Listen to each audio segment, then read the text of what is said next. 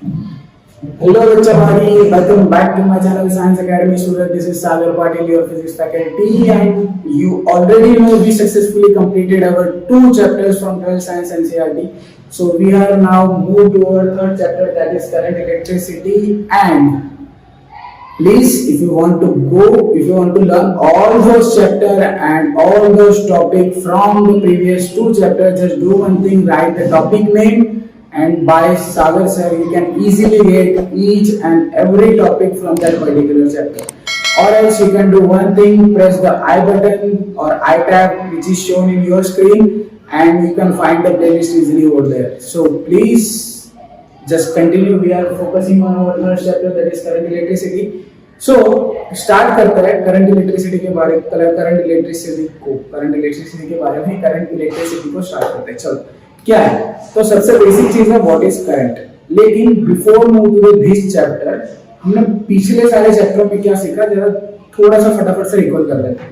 हमने क्या सीखा कि हमने सीखा कि भाई चार्ज क्या होता है, व्हाट इज चार्ज। फिर चार्ज को अगर हम चार्ज को रेस्ट रखते हैं या फिर चार्ज को हम मूव करवाते हैं, उसका क्वांटाइजेशन होता है। क्वांटाइजेशन होके फिर इलेक्ट्रिकल फील्ड प्रोड्यूस होता है। इलेक्ट्रिकल फील्ड प्रोड्यूस होके फिर हमने उसकी एप्लीकेशन सीखी थी गाउस के फॉर्म में, क्योंकि गाउस ने एप्लीकेशन दी थी। चार टाइप के इलेक्ट्रिकल फील्ड हमको मिले थे: infinite length of wire, infinite length of sheet, solid sphere, then spherical shell. वो एप्लीकेशन होने के बाद we will move to the when that charge is going to move from an infinite distance to the particular distance, what happened to that charge, that work which we are doing on that charge from moving that infinite distance to particular distance, that work is said to be a potential energy. Then potential energy on a dipole, potential energy on equator line, axial line, then capacitance, then dielectric, और वो सब होने के बाद we are here।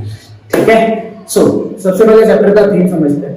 दो chapter जो हमने previously सीखे थे, उस चैप्टर में what we learned, we basically everything means whatever the fundas and whatever the concept we learned over there, we just focusing on a one thing, that is the charge is in a rest position। Means जो charge था वो rest था यानी एक जगह पे पड़ा हुआ था। ठीक है, मींस हम बात करते थे ना कि डाइपोल पे एक चार्ज यहाँ पे, एक चार्ज यहाँ पे।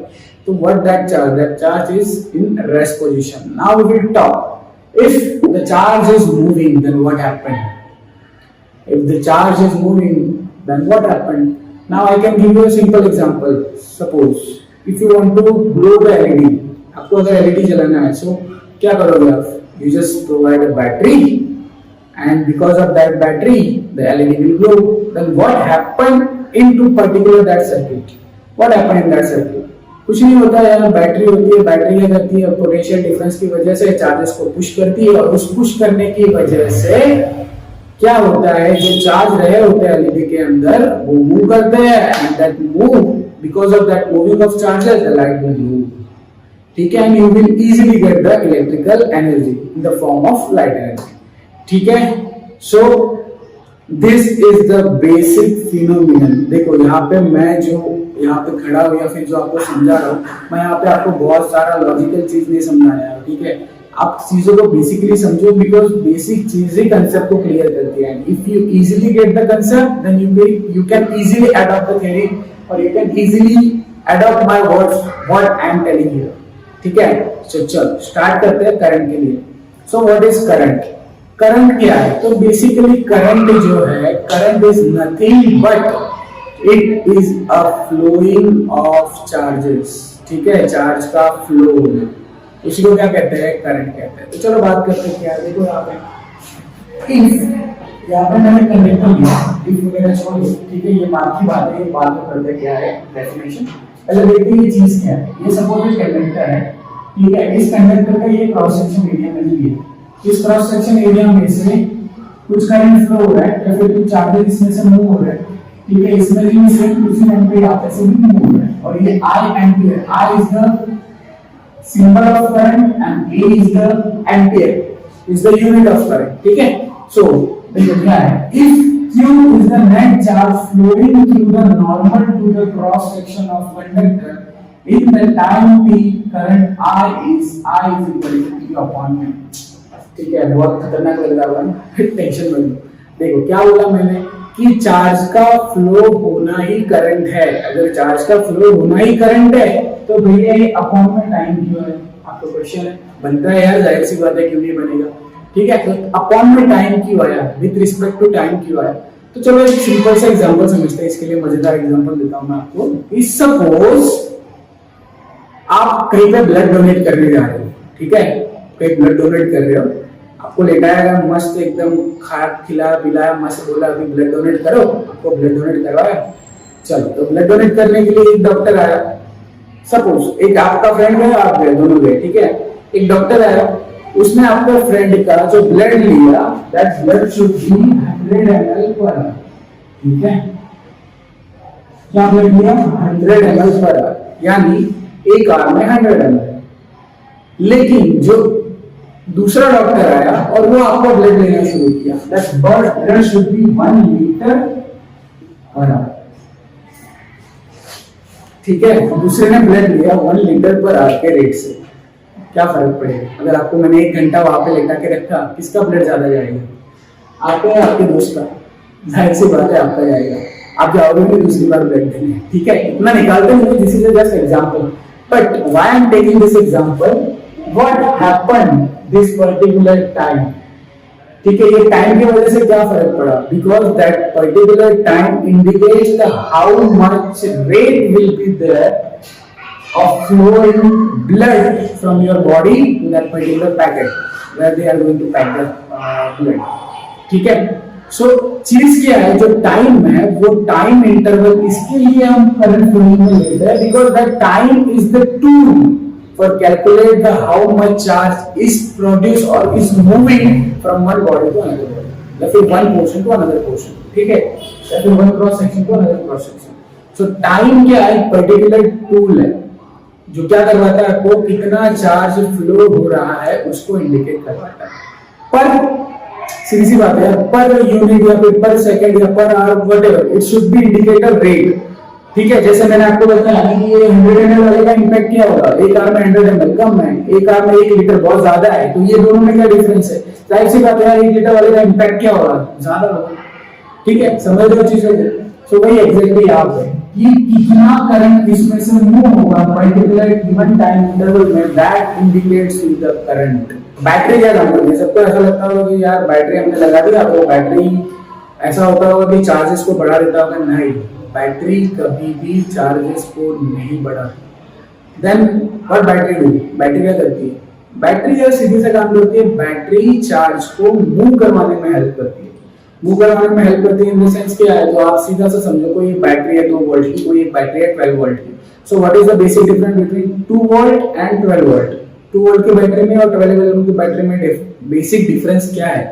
तो एक जाहिर सी बात है, जो 2 वोल्ट वाली बैटरी होगी उसका पोटेंशियल कम है, तो वो चार्जेस को कम रेट से धक्का मारेगी, ठीक है। और जिसका पोटेंशियल ज्यादा, जो 12 वोल्ट की बैटरी है, वो क्या करेगी? बैटरी को ज्यादा, यानी जो चार्ज है उसको ज्यादा जोर से पुश करेगी, ज्यादा जोर से पुश करेगी, यानी ज्यादा फास्टली पुश करेगी, और ज्यादा फास्टली पुश करेगी तो क्या होगा, जो चार्जेस का रेट होगा मूव करने का, वो रेट भी क्या होगा, ज्यादा होगा। अगर रेट ज्यादा होगा, मूव करने का रेट ज्यादा होगा, तो आपको पता ही है rate of moving charges is called current, तो उसका करंट भी क्या होगा, ज्यादा होगा।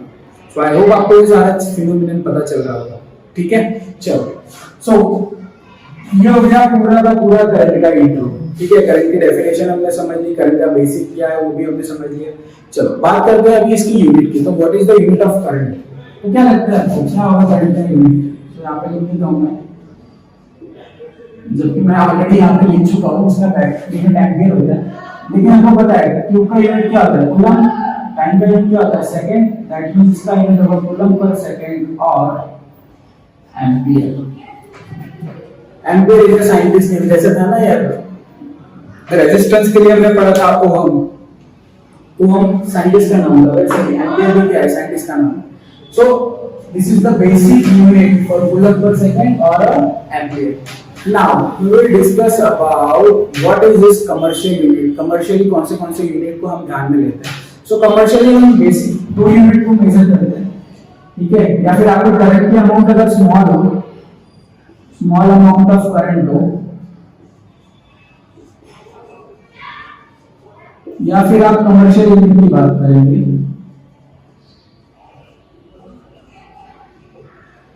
एक आता है 10⁻³ यानी मिली एम्पियर और दूसरा आता है 10⁻⁶ यानी माइक्रो एम्पियर। ठीक है, ये दो कमर्शियल यूनिट, आप इसको कमर्शियल यूनिट भी कह सकते हैं, फिर small amount of current, current की अमाउंट अगर बहुत स्मॉल हो तो उसको आप किस तरीके से मेजर करेंगे या फिर किस यूनिट में मेजर करेंगे, तो दिस इज बेसिक यूनिट्स। चलो अभी आगे बढ़ते हैं। नाउ वी विल डिस्कस कि करंट कौन से टाइप के मटेरियल में किस तरीके से प्रोड्यूस होता है, तो किसकी वजह से प्रोड्यूस होता है। तो first we will talk about semiconductor.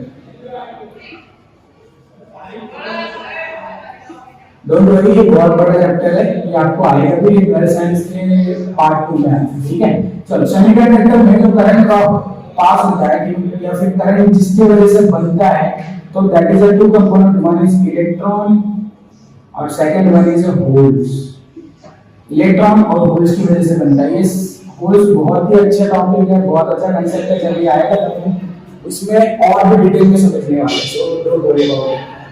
बात करेंगे अगर सेमीकंडक्टर के बारे में, तो मैं बात करूंगा कंडक्टर्स के बारे में कि कंडक्टर में ऐसा क्या होता है, किसकी वजह से प्रोड्यूस होता है current.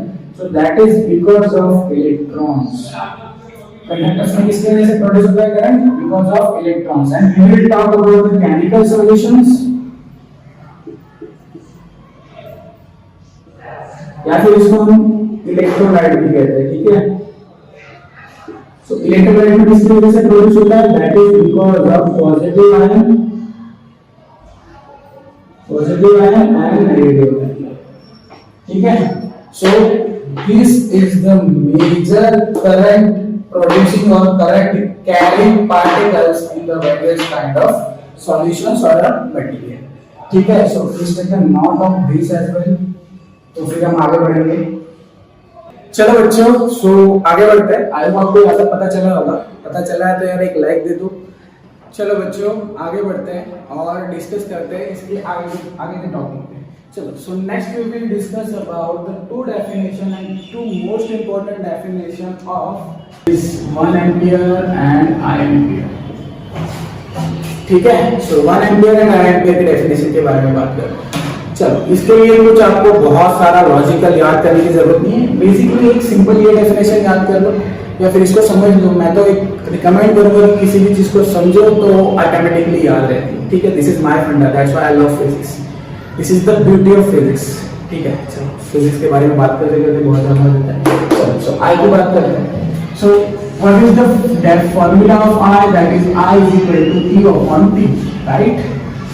So if I'll take a value of Q as a 1 coulomb and time duration as a 1 second, then what will be the value of I? That is a 1. जाहिर सी बात है यार, तो इसको 1 ले लूंगा, इसको 1 ले लूंगा, तो 1 upon 1 is equal to 1. So I is equal to automatically 1 ampere. So what should I do for 1 ampere? 1 ampere के लिए मुझे क्या करना पड़ेगा? Q को मेरे को 1 coulomb लेना पड़ेगा, टाइम को मेरे को 1 सेकंड लेना पड़ेगा। ठीक है, सो बस ये चीज को पकड़ लो। इसमें रख दो क्या है, इफ Q की जगह पे क्या है 1 coulomb, so that if 1 coulomb is a net charge flowing through the normal to the cross section of a conductor in the time t, ये अगेन क्या है 1 सेकंड। सो यहां पे 1 second current I is a 1 ampere, that's it. आपको सीधा क्या लिखना है, current I is a 1 ampere. Clear, पक्का। चलो नेक्स्ट बात करते हैं करंट आई एम्पियर के लिए। इसके लिए हमने बात की 1 एम्पियर के लिए। ठीक है, आई की जगह पे क्या जगह बनाया जाएगा, तो सी की जगह पे भी बनाया जाएगा और टी की जगह पे भी बनाया जाएगा। अब बात करेंगे आई एम्पियर के लिए। तो आई एम्पियर के लिए लाने के लिए क्या करना पड़ेगा, क्यू की जगह पे क्या लेना पड़ेगा। सोचो आप, क्यू की जगह पे क्या ले लूंगा मैं, if I take Q as a I ampere और फिर I कूलम और T as a 1 second, then I will be I ampere। ठीक है, पता चल रहा है क्या बोला। ठीक है, कंफ्यूज मत हो, क्या बोला मैंने। अगर यार पर्टिकुलर किसी भी 1 सेकंड के टाइम इंटरवल में मेरे कंडक्टर में से, मेरे किसी भी मेटल के कंडक्टर में से या किसी भी कंडक्टर में से सपोज I कूलम चार्ज बाहर निकल रहा है या फिर I कूलम चार्ज प्रोड्यूस हो रहा है, that produce coulomb charge, I coulomb charge is known as a 1 ampere charge. ठीक है, चार्ज 1 एम्पियर करंट। ठीक है, सो यहाँ पे लिखो क्या लिखोगे, if I coulomb is the net charge flowing through normal to the cross section of a conductor in the time interval of 1 second, current I is I ampere। Current I क्या होगा, I ampere जितने होगा। सो I hope आपको ये दो चीज पता चली होगी। ठीक है, सो इसके अलावा आगे बढ़ते हैं। चलो, करंट तो बन गया, करंट बन गया। अब क्या होगा करंट के बाद, मतलब करंट तो बन गया, अब now we will discuss about this effect. उसकी इफेक्ट क्या होगी, क्या करंट बनने के बाद बढ़ेगा, इट इज इंक्रीजेस और डिक्रीजेस और रिमेन्स कांस्टेंट, उसके बारे में बात करेंगे। चलो, तो करंट बढ़ना, करंट का बढ़ना यानी क्या, करंट का बढ़ना यानी ज्यादा से ज्यादा चार्ज मूव होना, यानी ऑटोमेटिकली चार्ज का बढ़ना भी, यानी क्या होगा, करंट का बढ़ना। ठीक है, if Q increases automatically I increases। ठीक है, करंट का घटना यानी क्या होगा, चार्ज का घटना, और करंट का कांस्टेंट रहना यानी क्या होगा, चार्ज का कांस्टेंट रहना। तो चलो कुछ चीज को पढ़ते जाओ, समझते हैं चीजों को। एक चीज याद हमेशा याद रखना, हमने पढ़ा था conservation, law of conservation of charges. क्या था बोलो, उसमें हमने पढ़ा था कि the net charge is always remains constant. That means क्या कि suppose this is the first, ये एक कोई क्रॉस सेक्शन है ऐसा, जैसा मैंने यहाँ पे लिखा है, this is same like a cross section. ठीक है, so whatever amount of charges is entering, whatever the amount of net charges entering in this particular portion will exactly equal to the leaving from this cross section. यानी क्या, जितना charge इस particular cross section के अंदर enter होगा, जितना charge particular इस cross section के अंदर एंटर होगा, उतना ही चार्ज गिवन टाइम इंटरवल में एग्जैक्टली बाहर निकले। ठीक है, यानी सपोज 1 सेकंड में ये एक चार्ज गया अंदर, तो उतने 1 सेकंड में दूसरा चार्ज बाहर जाएगा, यानी जब ये बाहर जाएगा तब ये अंदर एंटर कर पाएगा। समझ रहे हो चीजों को। दैट मींस क्या, दैट मींस कि जो चार्ज है ना वो प्रोड्यूस आपने किया, ना उसको आपने डिस्ट्रॉय किया, it is automatically gate conserve. वो क्या हो गया, कंजर्व हो गया। तो वही मतलब हुआ कि charges are never accumulated on conductor, कि चार्ज कंडक्टर पे accumulate नहीं हो रहा है। दैट मीन्स क्या, it is neither be created nor be destroyed, मतलब उसको हम क्रिएट भी नहीं कर सकते, डिस्ट्रॉय भी नहीं कर सकते। हैंस उसका सीधा सा मतलब क्या है, हैंस चार्जेस गेट कंजर्व्ड। ठीक है, चार्जेस का क्या हो गया, कंजर्वेशन हो गया। समझ रहे हो चीजों को ना, वी विल, ठीक है ना, यहाँ तक पता तो चल रहा है। ठीक है, चलो सो आगे बढ़ते हैं, बात करते हैं कि what is the direction of current, current की डायरेक्शन क्या है। तो यहाँ पे लिखेंगे conventional direction of current, conventional direction of current is always from positive to negative। चलो मैंने बोल दिया और आपने मान दिया, ऐसा है नहीं। ठीक है, चीजों को समझना, why it is always from positive to negative। हम इसको दूसरी लैंग्वेज में ये भी लिख सकते हैं, this is the opposite direction. Current हमेशा उस डायरेक्शन में चलता है जिस डायरेक्शन, करंट हमेशा उस डायरेक्शन में चलता है जो इलेक्ट्रॉन के अपोजिट हो। इस तरीके से, तो उसके बारे में थोड़ा सा डिस्कस करते हैं। चलो सपोज एक कंडक्टर है, चल रहा है, ये सपोज ये कंडक्टर है।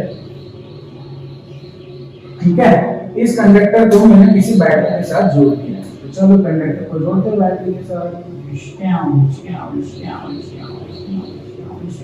चलो जोड़ दिया कंडक्टर को मैंने बैटरी के साथ। अगर आपको मैंने ऑलरेडी आपको बताया कि कंडक्टर की कंडक्टर में से करंट फ्लो होने के लिए रिस्पांसिबल कौन है, तो करंट कंडक्टर में से फ्लो होने के लिए रिस्पांसिबल है इलेक्ट्रॉन। तो इसके अंदर क्या होंगे, तो इसके अंदर क्या होंगे भैया, इलेक्ट्रॉन्स। अगर इसके अंदर इलेक्ट्रॉन्स होंगे तो आपको 10th स्टैंडर्ड में आप पढ़े होगा कि कहीं पॉजिटिव टर्मिनल है तो करंट ऐसे जाएगा, ठीक है, ऐसे आएगा, ठीक है। लेकिन होता क्या है, एग्जैक्टली होता क्या है, तो आप समझो चीजों को।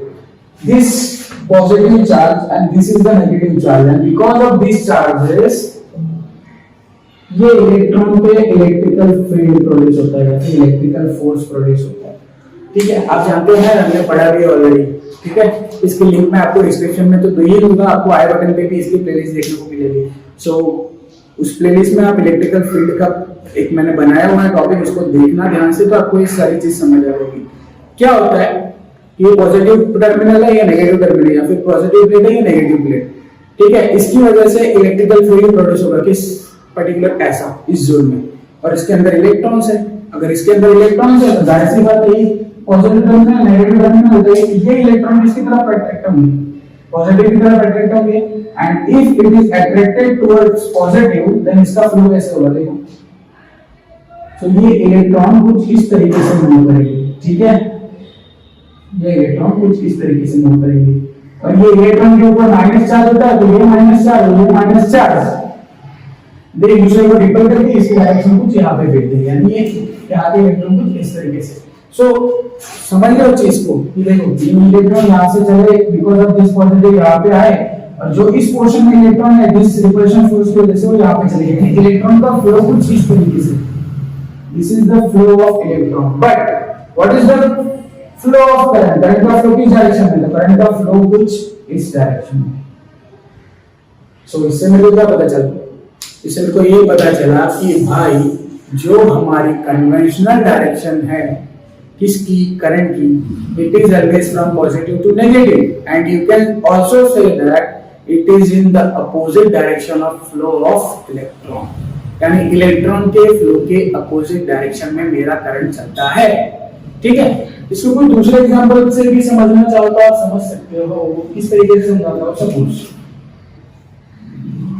दिस इज योर ग्लास, ठीक है, ये आपका ग्लास है, ये आपका बाहर जाने का दरवाजा है, ठीक है। थोड़ा सा मेरा ड्राइंग सही नहीं है बट आप समझ जाओ कि दिस इज द डोर, ठीक है, ये कुछ डोर है आपका बाहर जाने, ठीक है। और यहाँ पे मैंने आपकी सीट रखी है,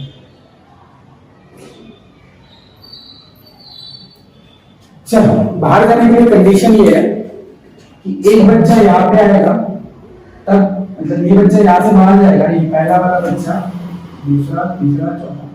पहला बच्चा जब बाहर जाएगा दूसरा उठ के पहले पे आएगा, तीसरा दूसरे पे, चौथा तीसरे पे, ठीक है। सो आप इमेजिन करो, सपोज फर्स्ट, ये फर्स्ट वाला जो बच्चा है ये बाहर जा रहा है, ठीक है, ये बच्चा बाहर जा रहा है, तो इसकी वजह से क्या होगा, इधर आया, ये इधर आया, ये इधर आया, ठीक है। यानी जो मेरी वैकेंसी आगे बढ़ रही है, सीट खाली जो हो रही है, दूसरा बच्चा गया तो दूसरा बच्चा जाएगा, तो ये दूसरा इधर आएगा, तो जो मेरी सीट खाली हो रही है वो किस डायरेक्शन में होगी, इस डायरेक्शन में, इस डायरेक्शन में। इमेजिन करो बच्चे जा रहे हैं यहाँ से, तो बच्चे जाने की डायरेक्शन तो ये होगी, ठीक है, या फिर आप बोल सकते हो यहाँ से इस डायरेक्शन में बच्चे जा रहे हैं, बट जो मेरी सीट खाली हो रही है वो किस डायरेक्शन में होगी, इस डायरेक्शन में होगी, समझ लो। या फिर इसको दूसरा एग्जांपल समझते हैं, अगर ज्यादा कंफ्यूजन हो रहा है, डेली लाइफ एग्जांपल, ज्यादा डेली लाइफ हो जाएगी, ठीक है। ये पॉजिटिव है, ये नेगेटिव प्लेट है, ठीक है, ये सीट पे इलेक्ट्रॉन बैठे हैं, ठीक है, ये सीट के ऊपर इलेक्ट्रॉन बैठे हुए। अब क्या होगा, ये पॉजिटिव प्लेट की वजह से ये इलेक्ट्रॉन यहाँ पे आ जाएगा इस तरीके से डूम, ठीक है, आगे इलेक्ट्रॉन यहाँ पे, ये सीट खाली होगी, फिर ये दूसरा इलेक्ट्रॉन आ गया यहाँ पे डूम, फिर ये सीट खाली होगी, फिर तीसरा इलेक्ट्रॉन आ गया यहाँ पे डूम, ये सीट खाली होगी। मतलब आपकी सीट खाली इस डायरेक्शन में होगी, बट इलेक्ट्रॉन किस डायरेक्शन में चल रहा है, इस डायरेक्शन में चल रहा है। दैट मींस क्या कि आपकी वैकेंसी कुछ इस डायरेक्शन में जा रही है और इलेक्ट्रॉन कुछ इस डायरेक्शन में आ रहा है, means this is the direction of current, ये हो गई करंट की डायरेक्शन जो इलेक्ट्रॉन के अपोजिट डायरेक्शन में। समझ आया, पता चल रहा है, चलो so please take a snapshot, तो हम आगे बढ़ेंगे। चलो बच्चों, तो आगे बढ़ते हैं और डिस्कस करते हैं हमारा दूसरा और तीसरा topic, average current, instantaneous current. ठीक है, ये कोई बड़ा टॉपिक नहीं है, क्योंकि जो बड़ा था और जो इम्पोर्टेंट था करंट का इंट्रोडक्शन जो हमने बहुत अच्छी तरीके से कंप्लीट किया, और आई होप आपको बहुत अच्छी तरीके से समझ में आया हो। अगर समझ आया तो प्लीज सब्सक्राइब द चैनल और stay tuned with this video till the end, because ये चीज भी है, ये न्यूमेरिकल के लिए या फिर आप कह सकते हैं जेडब्ल्यू नीट के लिए भी बहुत इंपॉर्टेंट है। चलो तो बात करते हैं एवरेज करंट और इंस्टेंटेनियस करंट के लिए। तो एवरेज और इंस्टेंटेनियस क्या है मुझे बताने की जरूरत नहीं है, आप क्लास 11 में ऑलरेडी बहुत सारी चीजें इसके ऊपर पढ़ चुके हैं।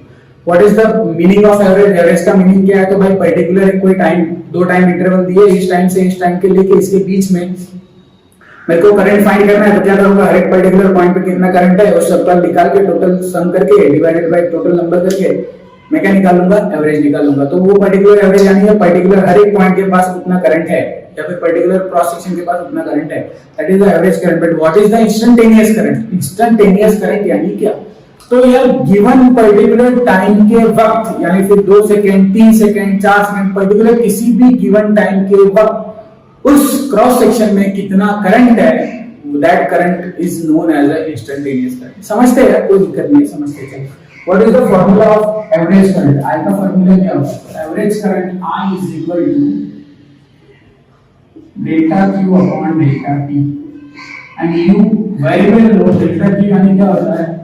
Q final minus Q initial divided by T final minus T initial. चलो लेट सपोज मैं एक काम करता हूँ, इसको इंस्टेंटेनियस बनाता हूँ। तो इंस्टेंटेनियस बनाने के लिए क्या होगा, यहाँ पे लिख दूँ, आप समझ जाना। इंस्टेंटेनियस करंट ये हो गया मेरा एवरेज करंट, ठीक है।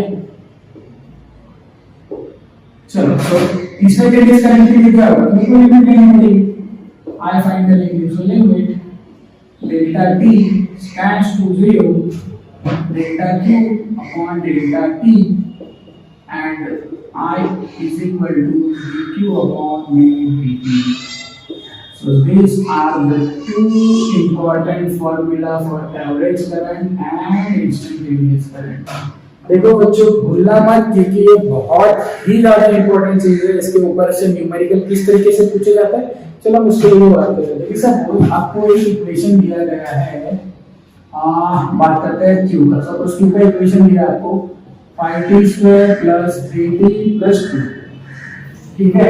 और आपको बोला है t is from 0 to t is from 5 second के लिए, 0 सेकंड टू 5 सेकंड के लिए मेरे को फाइंड करना है करंट की वैल्यू।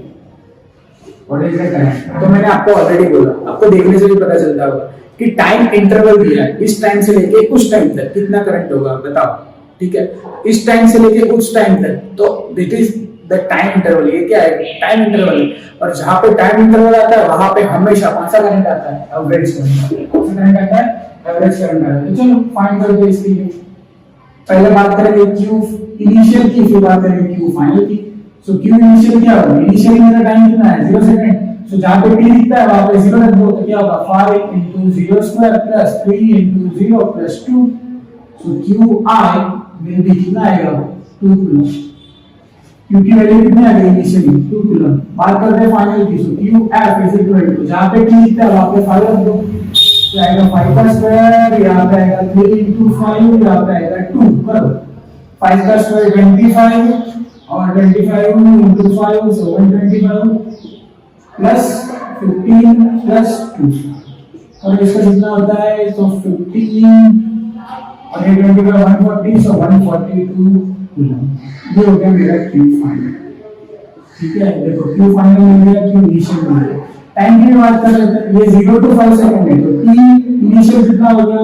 0 सेकंड, और T फाइनल कितना हो गया? That is 5 second. बस इसकी वैल्यू लो, इस फॉर्मूले में रख दो, कितना मिलेगा? Average I is equal to QF minus QI PF minus PR। QF की वैल्यू कितना है? 142 minus 2 divided by 5 minus 0, sorry कितना होगा? 140 डिवाइडेड बाय 5 कितना होगा? 5 2 जा 10, 5 8 जा 40, so I is equal to 28 amp। This is the average current। Means क्या कि particular this given time interval के अंदर किसी भी क्रॉस सेक्शन में से या फिर किसी भी कंडक्टर में से कितना करंट एवरेजली पास होगा। और सपोज इंस्टेंटेनियस की बात करते हैं तो यही एग्जांपल लेता हूं मैं कि suppose q is equal to मेरे को दिया है q इज इक्वल टू दिया है 5t square plus 3t plus 2 coulomb. ठीक है, ये मैंने कूलम की दी है और मेरे को बोला है कि t is equal to 4 second के लिए लिमिट बताओ। अब आपको एक ही टाइम दिया हुआ है कि 4 सेकंड के लिए कितना होगा, तो कितना होगा पर्टिकुलर एक ही टाइम जब दिया होता है that is called instantaneous current. उसको कौन सा करंट बोलते हैं, इंस्टेंटेनियस करंट बोलते हैं। तो इंस्टेंटेनियस करंट के लिए मेरे पास फार्मूला है, क्या होगा I is equal to dq by dt। तो d by dt of q की वैल्यू क्या है 5t square plus 3t plus 2 और जैसे कि आप जानते हो यहाँ पे क्या होगा d by dt of 5t square plus d by dt of 3t plus d by dt of चलो 5 कांस्टेंट है तो आगे आ जाएगा 5 d by dt of t square। t constant है d by dt of t plus d का हो जाएगा 0 because यहाँ पे क्या है t है, यहाँ पे t नहीं है तो ये कांस्टेंट है तो 0। चलो बाय वाले बच्चे ध्यान दो, थोड़ा सा फोकस करो यार, फोकस करो। चलो क्या है फार्मूला मेरा, तो याद रखना मेरा डेरिवेशन के लिए फार्मूला है that is d by dx of x raised to n is equal to n into x raised to n minus 1। यानी जो भी इसके सर पे होता है, जो भी इसके रेश में होता है, ठीक है, पावर में होता है, वो पावर आगे आ जाती है और वो दिए गए वो पावर में से एक माइनस हो जाता है। तो बस वही चीज को यहाँ पे करना है। क्या करोगे, यहाँ पे लिखूंगा मैं 5 पावर में क्या है 2 है सो 2 e raised to 1 plus 3 e का पावर 1 है सो ये हो जाएगा 0 सो यहाँ पे आ जाएगा 1 plus 0 so 5 to 10t plus 3 ये क्या हो गया i की वैल्यू। बट मेरे को ये i कितने सेकंड के लिए हो रहा है 4 सेकंड के लिए, तो बस जहाँ पे t दिखता है वहाँ पे 4 सेकंड लिख दो। यहाँ पे लिखिए for t is equal to 4 second के लिए i is equal to 10 t की जगह पे क्या आएगा 4 so 4 plus 3 so I is equal to 10 4 is 40 plus 3 so I is equal to 43 ampere। Hi so this is the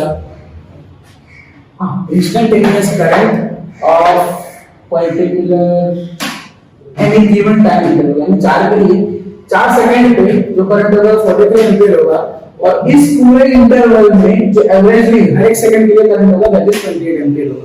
So look at the basic difference between the average current and the instantaneous current। Please take a snapshot।